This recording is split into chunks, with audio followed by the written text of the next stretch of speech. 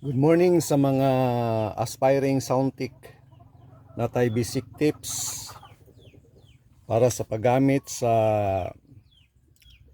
mic mixer. So, dire na tay analog mic mixer. Dire makita na to gain,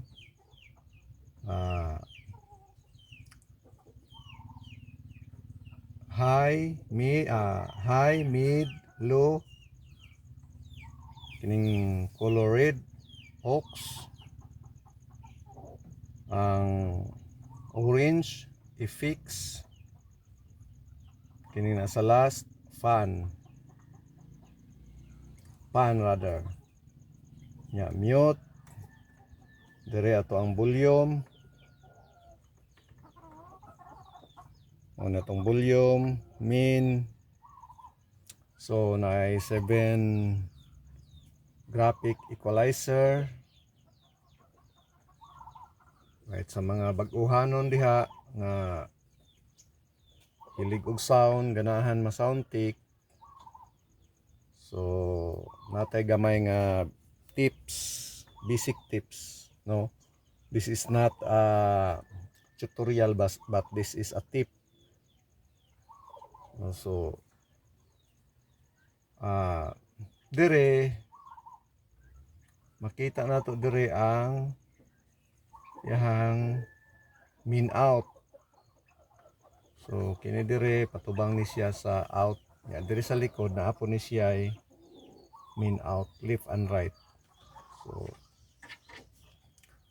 kung mogamit ganita og analog mic mixer, usually kining gain niya naka half ra ni siya. Depende na ninyo, pero as my experience, no, naka half ra na siya. And then kining high, mid, low also naka half, meaning flat na siya, naka flat. So kining aux, siyempre naka down na iyang volume, kining effects naka down, kining pan mo ni siya ang mura ni siya og balance. So left and right dapat ni siya naka half para balance, no? And then kini dire, halimbawa dire ka mo plug in ka dire. So kini dire nga function tanan, no, para ra na siya dire, no? Kini siya dili ni siya magamit para dire, or kini siya dili magamit para sa uban. So kanang nakatadlong ra ana, maura na siya ay function nga makagamit ka. So kung halimbawa nagamit ka og microphone, so dire ka ang imuhang adjustment. So usually kung nagamit ka og microphone, dira imong volume, no? Nya later i-explain ako ang mga feedback sa mic, no? So mo ni yang volume, diri ka mo adjust. Then kung ikaw na bahala mo explore, kung kusog yang high sa nagamit sa mic, siyempre hinaya nimo dire kay kusog yang high. Kung kusog yang low, hinaya nimo ang low. Kung hinay pud yang low, kusgan nimo dire. Okay, kung kusog yang low, lain man na paminaw, magpalak-palak man na iyang tingong, mura siyang mana. So kinahanglan kining i-fix, imo ning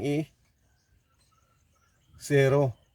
Kinahanglan wala siya i-fix kung nagsulti lang siya. Pero kung nagkanta, need ka mo butang og i-fix, no, para nindot paminawon. Ya, dire ay master effects. Ya, dire mo ni siya i-fix sa imong mic. So ikaw na bahala mo adjust kung unsay imuhang pagpaminaw. Kung ikaw na bahala mo adjust kung unsay nindot paminawon. So alright. So kinahanglan naka min volume ka kay di man na siya motingog ug di ka naka min volume sa imong mic mixer. So nakabutang na diha sa min ang min volume diha. Right. So sa equalizer kinahanglan dili ka maka flat manira. Kung flat ang imong equalizer, bati siya og tingog. No, flat yang tingog. Kabalo naman mo kung say flat nga tingog. So kinahanglan naka-adjust siya dire kini siya mao ni siya ang sa low. Kini sa tunga mao ni siya ang sa mid ug kini dire sa right side kung magatubang ka mo ni siya ang high. So ikaw na bahala diha, usually naka V na siya. Naka V. Mo na usual nga kuan, pero kung i-down nimo na siya naka low cut ka, bati siya og tingog paminawon, mura siya og gahi. Gahi siya nga hugot. So kinahanglan imong equalizer nakataas ang mid ug high ay low ug high. So mo na based on my experience, mao na ako ang gihimo no. Nya sa sunod napakoy daghan pang itudlo ninyo sa katong bag-uhanon pa sa sounds no, bahin sa ato ang mga connections para share lang nako kang knowledge kining kuan, kining phantom kinahanglan wala na siya maka-on. Gamiton lang na siya on kung mogamit ta og microphone nga katong duha man ni ka klase ang microphone, dynamic o katong condenser. So kung naka-condenser ka, iunin mo ng phantom. Right, so next time on my video, itudlo na ko ninyo ang uban pa nga mga connection. Alright, thank you.